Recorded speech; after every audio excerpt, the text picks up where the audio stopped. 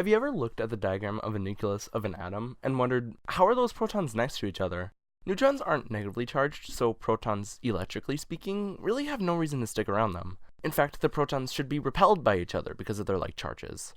When the question originally arose for me, I was in chemistry class, so naturally I asked. My teacher told me that neutrons are sticky and left it at that. He wasn't wrong, but not entirely right either. Neutrons are sticky, but only in the same sense that magnets are sticky. In fairness to him, he's only trying to teach a high school class. So what's actually happening? What's happening is that there must be some stronger thing keeping protons and neutrons together despite electromagnetism's desperate attempts to push them apart. In the 1930s, physicists creatively slapped the name strong force on it because it was stronger than all the other known forces. This strong force was eventually found to have a range that extends only a little bigger than the size of a proton, which is why we don't feel it in our daily lives, and is also the reason why electromagnetism gets to dominate at longer ranges. So what is it? What is this strong force? The strong force is kind of like electromagnetism, where it's a force that acts between charged particles. But instead of having a pathetic two forms with electric charge, strong force charge, which is referred to as color charge, comes in 6 different forms. We named them red, green, and blue, with antiparticles having anti-versions of each color, called anti-red, anti-green, and anti-blue.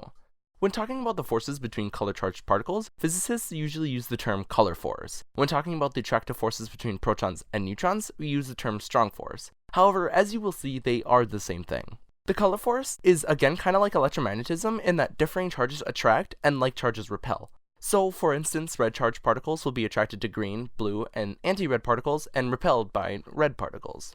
It's important to note that color charge has absolutely no relation to the color that we see. It's just a name we gave to this type of charge. If you were to actually look at one of these particles, you wouldn't actually see a red charged particle as a literal red particle. In fact, the particle would be too small to interact with visible light in a way that allows us to see it.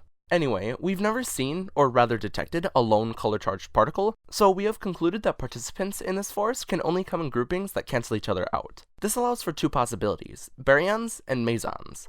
Baryons either have 3 particles, each with a different normal color, or 3 antiparticles, each with a different anticolor.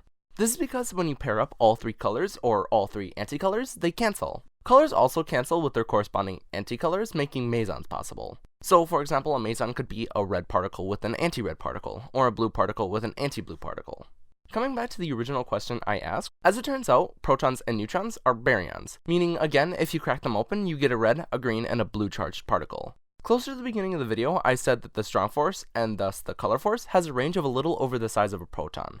Well, in the nucleus of an atom, the protons and neutrons are squished up next to each other such that it allows that little extra range outside of the proton or neutron to attract some of the other colored particles inside of the other proton or neutron. This is where that attraction comes from and why the nucleus is able to stay together, most of the time.